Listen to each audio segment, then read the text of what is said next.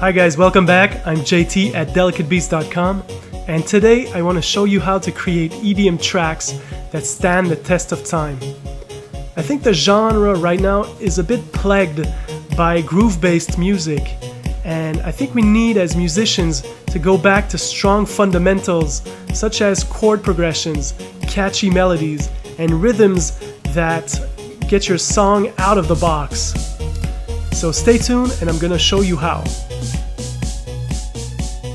So here we are in Logic Pro X, and the first step is to play a chord progression.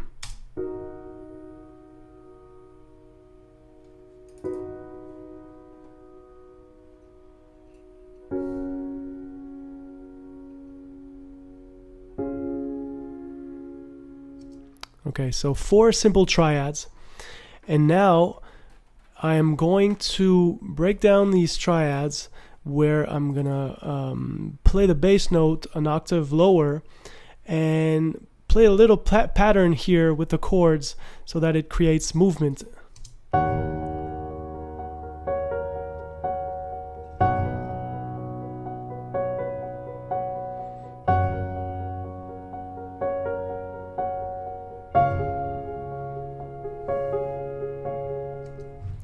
Okay, I'm even gonna take it a step further, and in this version I am playing some notes within the chord, a few semitones up and down, just to create even more detail, to make it more interesting for the listener.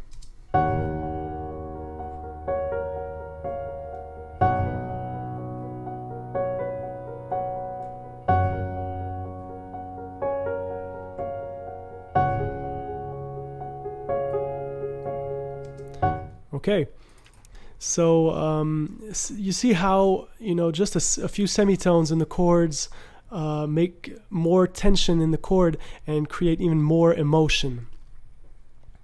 Now I'm using a simple pop trick that a lot of pop producers have used over the time, which is basically when the verse starts, you drop the chords an octave lower.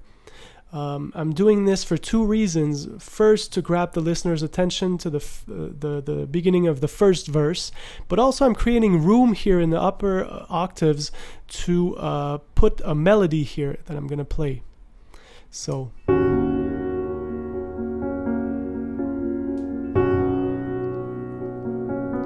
now we benefit from the full-bodied sound of the piano, which is very interesting. And here with the melody.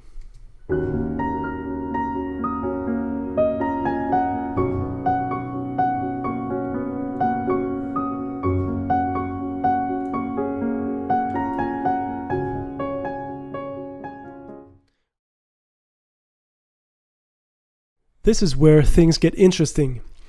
Now I'm gonna have the piano MIDI information played by a synth. And just so you get the idea, I have this little kick here driving the chords.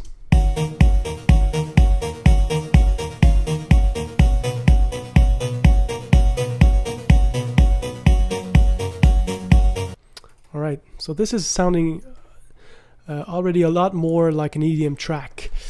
Now, this was my verse pattern. And for the chorus, I'm bringing back the melody in, and more drums and a bass.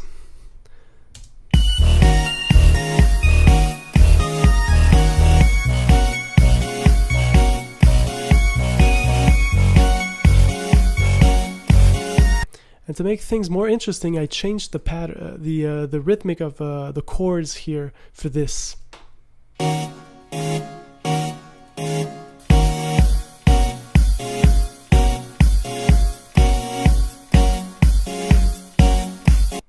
Okay, and you're gonna see later on that we're gonna have a 16-bar chorus pattern. So in the second half of it, I'm adding a second layer to the main melody, as well as big claps and a guitar. I want to get your attention on the guitar. I think even though it's EDM and a lot of it is synths, it's always interesting to integrate a few organic elements, such as this guitar, the claps, just to bring in a little bit of warmth and just sounds from the real world also. So it makes a great balance between the electronics and the organic.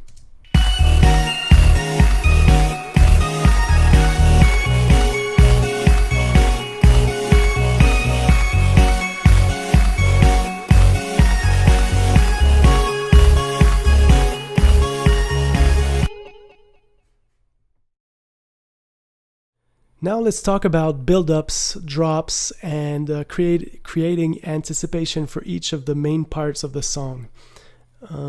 This is really an art form in EDM where build-ups create a lot of tension and anticipation for the crowd that's dancing, and usually we try to have the most spectacular drops possible, so that when the energy drops down, we have great chords, great melodies, and this is where the crowd has a little bit of time to relax before the chorus, where the energy picks up and actually goes even higher than ever before in the arrangement. So I'm starting off here with 8 bars of our main synth chords with a kick that has their low frequency rolled off. And after 8 bars, I am introducing the real drums. So this change in intensity grabs the listener's ears. And when we go into the second half of the verse, I will introduce the bass and some elements of that are basically building up to the drop. So a rising synth and a 909 snare rolling pattern. So the intro, and then the real drums. And I want you guys to pay attention to the last 8 bars of the verse.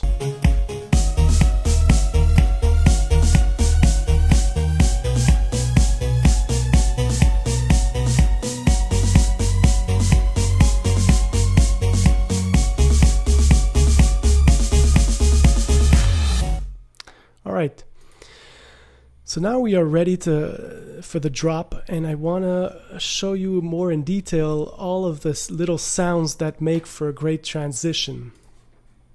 So here we have a clap, what some people call a downer or a downlifter, which is basically a sine wave with a pitch envelope, bringing down 1 octave the note that's played.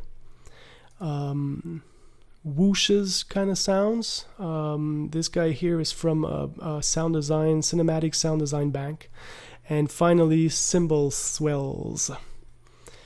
And just to punch in for the beginning of the drop, I have this huge kick with a big hall reverb on it. So let's listen to only those transition sounds.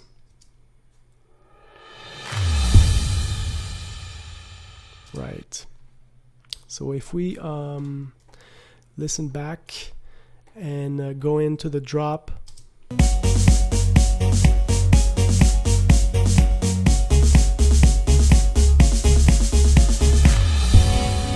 Now I changed the chord progression for the drop, and again we're building tension. It's rising again, and then in comes the chorus. So here in the drop, it's always a good thing to, like the name says, drop pretty much everything and have a strong chord progression with or without a melody.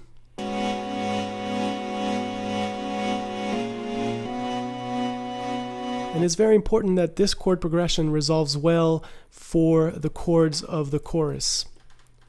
So in this case, it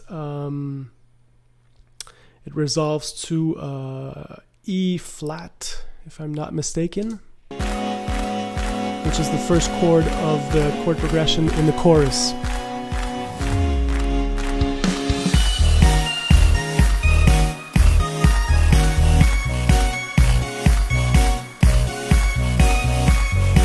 Now, like I said earlier, this chorus is actually 16 bars long. The first 8 bars would be where we'd have vocals, and the second half, where I bring up the intensity a bit more with the guitar and the snare rolls, would probably be just ad-libs or something like that.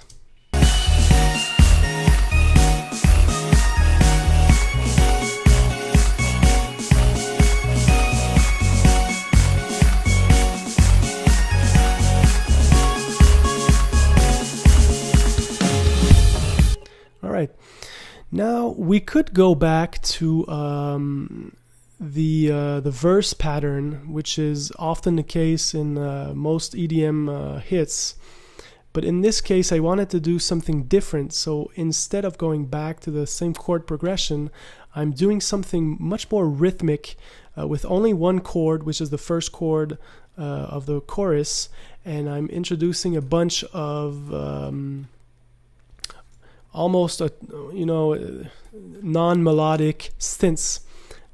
So this part of the track really bangs and is really even more aggressive than the chorus. So let's listen to that.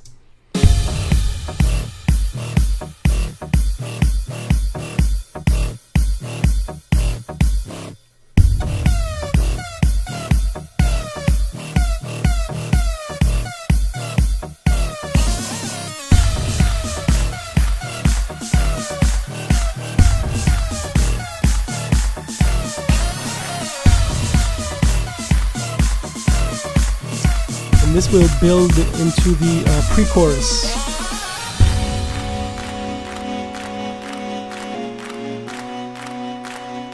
Alright, so pre-chorus, then we have the same 16-bar chorus, and I wanted to end this track roughly around 3 minutes, 3:20. So I'm just fading out on the main synth line from the intro as an outro.